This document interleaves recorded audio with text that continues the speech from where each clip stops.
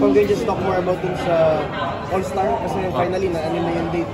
All-Star May 2 to 4 sa Davao del Norte.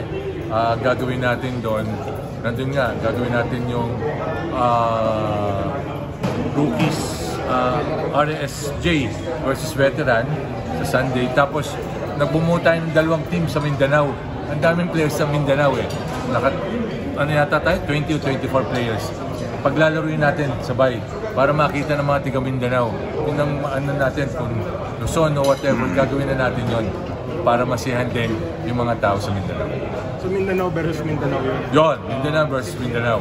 Yun so Scotty, Baroka, diba yun ang mga tiga Mindanao eh. So twice sila maglalaro? Oo, twice sila maglalaro.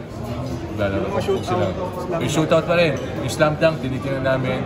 Pero meron pa rin tayong skills. Tinitingnan din natin yung kung mababago namin yung tema ng skills. Pati yung mga big man, di ba? Yung gagawin natin. Saan sa Davao Del Norte pa lang? Baka yung Friday sa Davao City. Tapos yung sa Panabo. So, malamang ganun. Yung Mindanao versus Mindanao, Friday, sa Davao City. Tapos yung main event, yung mga big men. Yung shootout ba? 3-point shootout o 4-point shootout? 3-point shootout, pero maglalagay tayo ng 4. Tapos, may ano pa rin tayo, shooting star.